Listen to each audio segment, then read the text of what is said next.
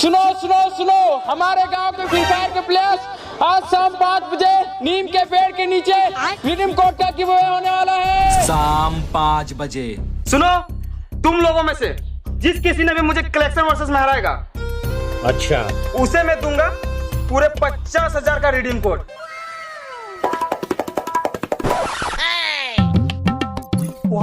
चल ये बंडल दिखा।